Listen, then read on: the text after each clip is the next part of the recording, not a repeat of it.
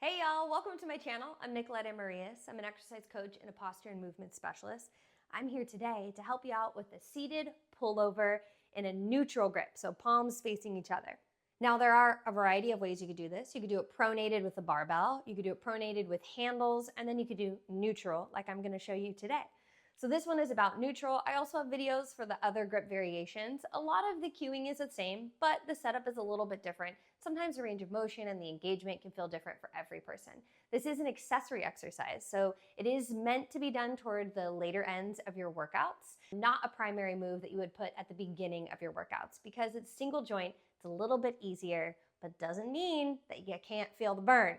This movement is burning out the chest, the triceps, and the back. Without further ado, all right, team, let's go over it. We have a seated pullover with the rope. Now I have an incline bench. That's about 45 degrees or so. You will need an incline bench for this. That at least comes to 45 degrees. You could do a little bit lower, you could do a little higher. It changes the engagement a bit, but I'm just gonna keep it pretty standard with the 45 degrees. You're also gonna need a cable machine, doesn't have to be tonal, and you'll need a rope. Now if you want, you can attach your bar module to the rope. That does make it easier to turn the weight on and off if you are using tonal. Forgot to add that before. I'm gonna show you a couple repetitions before we add the weight though.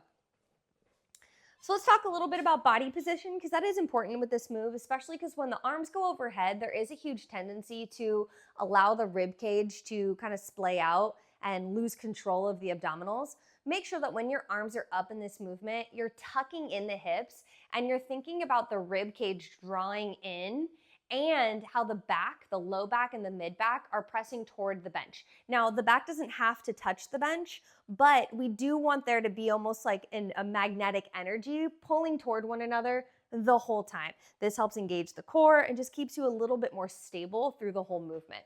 So we'll start the movement at the top. Arms are straight and then they're just slightly behind your head. Your bench is slightly ahead of the anchor point of where your weight is coming from. From here, you'll slide the arms down and open up that rope as much as you can, keeping your head on the bench. Bring your arms back up. Now, the elbows stay straight. They're not locked. There's a soft elbow bend just to keep it comfortable, but that elbow bend doesn't change. So it's not like you're pulling down and extending, okay? You are only moving through the shoulder. So imagine that the rest of the arms, so the elbows and the hands and the wrists, they're just coming along for the ride, okay? It's a little easier sometimes to show the movement when we actually have some weight. Okay, so from here, shoulders down, chest open.